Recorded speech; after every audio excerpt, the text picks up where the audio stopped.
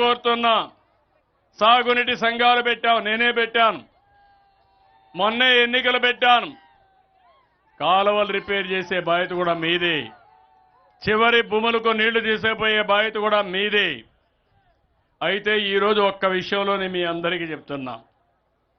నేను 24 గంటలు మీకోసం పరిగెత్తున్నా. మీ జీవితాల్లో వెలుగులివ్వాలని ప్రయత్నం చేస్తున్నా.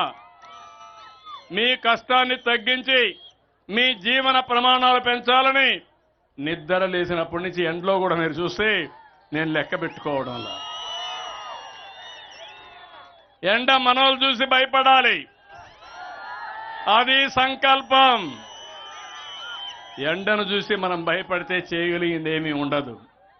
అయితే ఇక్కడ నేను మిమ్మల్ని అడుగుతున్నా, నేను కొత్త రాజకీయాలు చూస్తున్నా.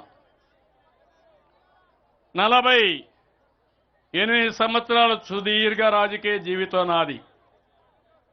ఆంధ్రప్రదేశ్లో, సమైక్య ఆంధ్రప్రదేశ్లో 9 సంవత్సరాల ముఖ్యమంత్రిని. ఎవరికి ఆ ఛాన్స్ రాలా. 10 సంవత్సరాల అపోజిషన్ పార్టీ లీడర్ని.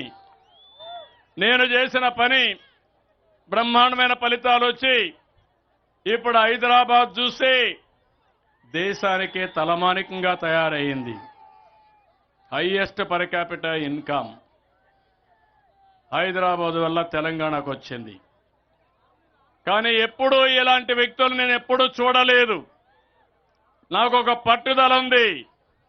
నేను చేసి చూపించిన ఒక ప్రూఫ్ ఆఫ్ కాన్సెప్ట్ హైదరాబాద్ ఉంది.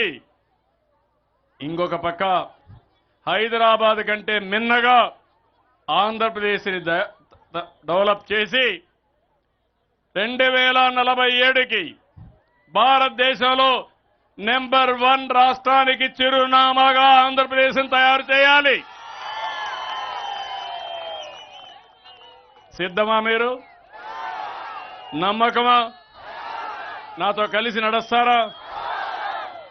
కానీ మన రాష్ట్రంలో ఉండే ఒక పార్టీ